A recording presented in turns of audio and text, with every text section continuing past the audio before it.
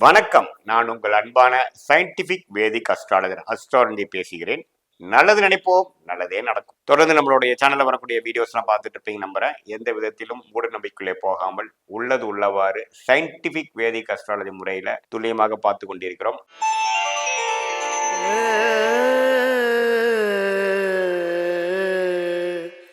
மிதுன ராசிக்காரர்களுக்கு 2025 ஏப்ரல் 14 அதாவது சித்திரை மாதம் 1 வரக்கூடிய தமிழ் புத்தாண்டு அடுத்த ஒரு வருடத்துக்கு, அதாவது ஏப்ரல் 14 2025 ஏப்ரல் 13 2026 வரைக்கும் எத்தகைய ஒரு பலாபலன்கள் நிறைந்த ஒரு ஆண்டாக மிதுன ராசிக்கு இருக்க போகிறதுக்கு நம்ம பார்க்க போறோம். அதுக்கு முன்னாடி நம்ம சேனலுக்கு ஃபர்ஸ்ட் டைம் வரவங்க சப்ஸ்கிரைப் பண்ணுங்க. ஸோ தட் தொடர்ந்து நம்மளோட வீடியோஸ் உங்களை அடையும். இப்போ பாத்தீங்கன்னா மிதுன ராசிக்கு 2025 தமிழ் புத்தாண்டு எப்படி இருக்க போகுதுன்னு பார்க்கும் பொழுது, ஆண்டு கிரகம் என்று சொல்லப்படுகிற குரு ராசிக்குள்ள மே 15 2025 வருகிறார். ஸோ இதுவரை 12ஆம் இடத்தில் இருந்து சில விரயங்களையும் சில மாதிரியான ஒரு பலாபலன்களை கொடுத்து கொண்டிருந்த குரு ராசிக்குள்ளேயே வைந்து 5ஆம் வீடு 7ஆம் வீடு 9ஆம் வீடுங்கிற பாக்கியஸ்தானத்தை பார்க்கக்கூடிய அமைப்புக்கு குரு பகவான் வருவது அருமையான ஒரு அமைப்பு. இது என்ன பண்ணுதுன்னா, ராசிக்குள்ள குரு வர்றது நல்ல ஒரு அமைப்பை கொடுக்கும். இது வரைக்கும் ஒரு சில விஷயத்துல கிளாரிட்டி இல்லாம இருந்தவங்க, குடும்ப விஷயத்துல ஒரு நிம்மதி இல்லாம இருந்தவங்க, குழந்தை விஷயத்துல ஒரு மாதிரி அமைப்பு இல்லாம எதிர்பார்ப்பு அதிகமா இருக்கக்கூடிய அமைப்பு, பூர்வீக விஷயம் தந்தையார் விஷயங்கள் அது மாதிரி விஷயத்திலையும் கொஞ்சம் பலாபலன்கள் சரியில்லாமல் சனி 9ஆம் இடத்துல இருக்கக்கூடிய அமைப்பை குரு ராசிக்குள்ளேயே நல்ல ஒரு புத்துணர்ச்சியான சிந்தனை, நல்ல ஒரு வாழ்க்கையில ஒரு மாற்றத்தை கொடுக்கக்கூடிய அமைப்பு கண்டிப்பா குரு கொடுக்கிறார். அதே சமயத்துல சனி மார்ச் 29 2025 புத்தாண்டுக்கு ஒரு 2 வாரங்கள் முன்னாடியே பாத்தீங்கன்னா 10ஆம் இடத்துக்கு இயல்பு என்ற இடம் மாறிதான் புத்தாண்டே பிறக்குது. ஸோ சனி 10ஆம் இடத்துல இருக்கிறது பாத்தீங்கன்னா அற்புதமான விஷயம். ஏன்னா மிதுன ராசிக்கே பாத்தீங்கன்னா ராஜ யோகாதிபதி என்று சொல்லப்படுகிற சனி 10ஆம் இடம் என்று சொல்லப்படுகிற தொழில் ஸ்தானத்துக்கு போய் அவரு இருக்கிறது தொழில் முறையில வேலை முறையில அதிக ஈடுபாடு கொடுக்கக்கூடிய அமைப்பு, ஃபோக்கஸ் அதிகமா கொடுக்கக்கூடிய அமைப்பு, உழைப்பு அதிகமா கொடுக்கக்கூடிய அமைப்பு. அது மூலமாக அடுத்த வரக்கூடிய ஆண்டுகள்ல நல்ல முன்னேற்றத்தை பெறக்கூடிய அமைப்புகள் இருக்கும். ஏன்னா சனி எந்த பாவத்துல இருக்கிறாரோ அந்த பாவத்துல ஆக்டிவிட்டி நிறைய கொடுப்பார். அது மிதுன ராசிக்கு சனி ராஜோகாதிபதியாக 10ஆம் இடத்துக்கு வரும் பொழுது பாத்தீங்கன்னா, அதாவது ஒரு 5 மணி நேரம் 6 மணி நேரம் ஒர்க் பண்றவங்க பாத்தீங்கன்னா அதிக லாங் ஹவர்ஸ் ஒர்க் பண்ணக்கூடிய அமைப்புகள் இருக்கும். கொஞ்சம் இன்ட்ரெஸ்டிங்காக ஒர்க் பண்ணுவாங்க. ஐடி துறை அது மாதிரி இருக்கிறவங்களுக்கு பார்த்தீங்கன்னா அவங்களுக்கு பிடிச்ச ப்ராஜெக்ட்ஸ் வரும். அது மூலமாக நிறைய லேர்ன் பண்ணி பேஷனட்டாக ஒர்க் பண்ணக்கூடிய அமைப்புகள் உண்டு.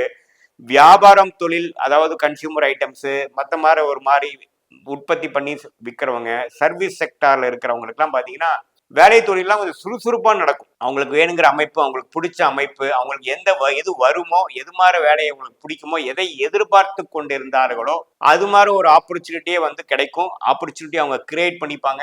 அதிகமான ஹார்ட் ஒர்க்கிங்காக இருக்கக்கூடிய அமைப்புகளும் கொடுக்குதுங்க. ஸோ நல்ல மாற்றம் குரு ராசிக்குள்ள வருவதும் ராஜயோகாதிபதி சனி 10ஆம் இடத்துக்கு போதும் அருமையான மாற்றமாக இருக்கிறது. அதே சமயத்துல மே 19ஆம் தேதி 2025 பாத்தீங்கன்னா குரு பயிற்சி ஆகி சில நாட்களிலே ராகு பயிற்சி ஆகுவது பாத்தீங்கன்னா 10ஆம் இடத்துல இருக்கக்கூடிய ராகு 9ஆம் இடத்துல குரு பார்வை பெறுகிறார். எப்போ மே மாதத்திலிருந்து பெறுகிறார். அதே சமயத்துல கேது 4ஆம் இடத்துல இருந்து இடம் சார்ந்த விஷயத்துல கொஞ்சம் ஒரு மாதிரி விற்க முடியாம இருக்கிறது.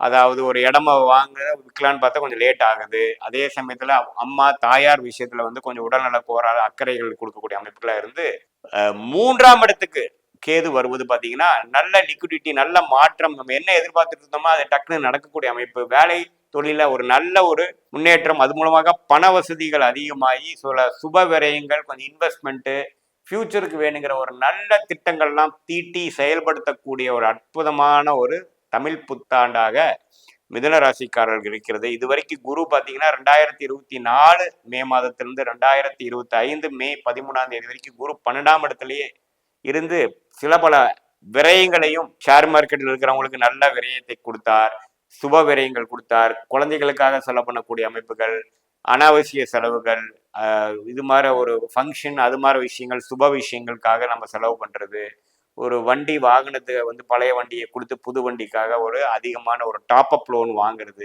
கடன் அதிகமாக கொடுக்கக்கூடியது. அதாவது நிறைய நம்ம டாப் அப் பண்ணியிருப்போம், ஜுவல் லோன் வச்சிருக்கிறது, அது மாதிரி நிறைய ஒரு அபிவிருத்தி காரணமாகவும் சில செலவுகள் காலமாகவும் நம்ம விரயங்களும் கடனையும் கொடுத்த இந்த குரு 12ஆம் இடத்து குரு மாறி மிதுன ராசிக்காரர்களுக்கு படிப்படியா அந்த கடனை குறைத்து அடுத்த கட்ட வாழ்க்கை நடவடிக்கையில ஒரு சுறுசுறுப்பான ஒரு நல்ல ஒரு முன்னேற்றத்தை கொடுக்கக்கூடிய அமைப்பு கொடுக்குதுங்க. அதே சமயத்துல மாணவர்களுக்கும் பாத்தீங்கன்னா நல்லாவே இருக்குது. ஏன்னா ராசி அதிபதி பாத்தீங்கன்னா மேஷத்துல ரிஷபத்துல எல்லாம் அதிகமா இந்த மே ஜூன் ஜூலைல எல்லாம் வரப்போறாங்க. அதெல்லாமே ஒரு அருமையான ஒரு அமைப்பு தான். நல்ல ஒரு மனம் உற்சாகத்துடனும் நல்ல ஒரு செயல்திறனும் படிக்கக்கூடிய நல்ல ஒரு படிக்கக்கூடிய அளவுக்கு அதே அளவுக்கு மார்க்ஸ் வாங்கி அடுத்த வருஷம் நம்ம என்ன அகாடமிக் இயர்ல எது மாதிரி ஜாயின் பண்ணணும்னு நினைக்கிறாங்களோ, எந்த மாதிரி கோர்ஸ் ஜாயின் பண்ணணும், எந்த மாதிரி காலேஜ் மாறணும், எந்த மாதிரி ஒரு ஒரு ஒரு ஒரு துறையை எடுக்கணுங்கிறதெல்லாம் வந்து தீர்க்கமா முடிவெடுத்து கன்ஃபியூஷன் கொஞ்சம் நீங்கி கொஞ்சம் கிளாரிட்டி பெறக்கூடிய ஒரு அற்புதமான ஒரு மாதமாக இருக்கிறது. ஸோ ஒரு விஷயத்துல பாத்தீங்கன்னா நிதி நிலைமை நல்லா இருக்க போகுது. அதே சமயத்துல 7ஆம் இடத்தை குரு பார்த்து கருத்து வேறுபாடுகள் கொடுத்துட்டு இருந்த அந்த ரிலேஷன்ஷிப்பு கொஞ்சம் ஃப்ரெண்ட்ஸ்குள்ள கொஞ்சம் அவ்வளோ விஷயம் இல்லை. ஃப்ரெண்ட்ஸோட சேர்ந்து சில விஷயங்கள் நல்லா டைம் என்ஜாய் பண்றது. அதே சமயத்துல ஒரு ஃபங்க்ஷன்ல பாத்தீங்கன்னா சுப விஷயத்துல வந்து உற்றார் உறவினர் ரிலேட்டிவ்ஸோட ஒரு நல்லா சோஷியலைஸ் பண்றது.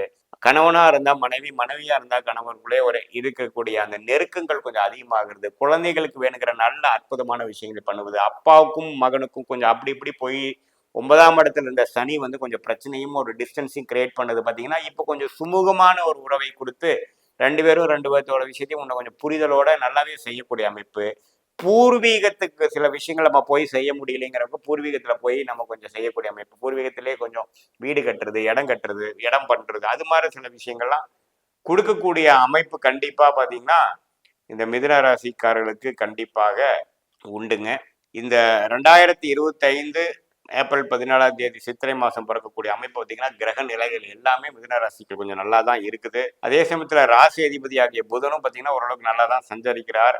ஸோ ஓரளவுக்கு எல்லா கிரகங்களும் ஒத்து வந்து இதுவரை கடந்த 1.5 வருஷமாக சில விரயங்களும் அனாவசியமான சில விஷயங்கள் ரூப்பான ஒரு ஒரு அமைப்புகளை கொண்டு போக முடியாமல் இருக்கக்கூடிய அமைப்பெல்லாம் பார்த்தீங்கன்னா படிப்படியாக கடனை குறைத்து படிப்படியாக முன்னேற்றத்தை நோக்கி போகக்கூடிய எல்லா வயதினருக்கும் அந்தந்த வயதினருக்கு தகுந்த மாதிரி சில நல்ல ஒரு ஒரு இம்ப்ரூவ்மெண்ட்டு, நல்ல ஒரு ஒரு அடுத்த லெவல் போகக்கூடிய ஒரு அமைப்பு, மென்டலாக ஒரு ஸ்டெபிலிட்டி, ஒரு ஒரு ரிலேஷன்ஷிப் மூலமாக ஒரு நல்ல பெனிஃபிட் அடைகிறது, ஒரு வியாபாரத்தில் பங்குதாரர்கள் நல்லா அமையலைங்கிறவங்களுக்கு ஒரு நல்ல ஒரு பர்சன் கிடைக்கிறது, ஒரு கிளையன்ஸு கான்ட்ராக்ட் நம்ம என்ன எதிர்பார்த்துட்டு இருந்தோம்னா கொஞ்சம் டக்குன்னு கிளிக் ஆகக்கூடிய அமைப்புகள்லாம் கொஞ்சம் நல்லாவே கொடுக்கக்கூடிய அமைப்பு வந்து மிதுன ராசிக்காரர்களுக்கு இருக்கக்கூடிய ஒரு தமிழ் புத்தாண்டாக இருக்கிறது. இது பொதுவான பலன்களை தவிர உங்களுடைய ஜென்ம ஜாதகத்துல எப்படி ஒரு தசாபுக்திகள் போய் கொண்டிருக்கிறது, ராசிநாதன் எப்படி இருக்கிறார், லக்னம் எப்படி இருக்குது, அதே சமயத்துல இப்ப தசநாதனும் புக்திநாதனும் எப்படி போய் கொண்டிருக்கிறார்கள் இந்த கோச்சாரத்துல நான் சொன்ன அந்த சனி பயிற்சி, ராகு பயிற்சி, குரு பயிற்சி எல்லாம் பார்த்து சேர்த்து பார்க்கும் பொழுது ஒரு துல்லியமான ஷார்ட் டேர்ம் ஃபியூச்சர் எப்படி இருக்க போகுது, அடுத்த லாங் டேர்மா எதிர்காலம் எப்படி இருக்க போகுது, எப்படி உங்க வாழ்க்கை மாறப்போகிறது, எந்தவாறு முடிவுகள் எப்படி எடுத்தா தக்க ஒரு நல்ல ஒரு பெனிஃபிட்ஸ் நீங்க அடைய முடியும், எந்த நேரத்துல நீங்க அறுவடை செய்ய முடியும், எந்த நேரத்துல எது நடக்கும், எப்போ நீங்க அதை ட்ரை பண்ணலாம் அப்படிங்கிறதெல்லாம் துல்லியமாக சயின்டிபிக் வேதிக் அஸ்ட்ராலஜி முறையில கண்டிப்பா பார்த்து பலன் பெற முடியுங்கிறது நான் சொல்லிக்கிறேன். மீண்டும் மற்றொரு காணொளி சந்திப்போம். நன்றி, வணக்கம்.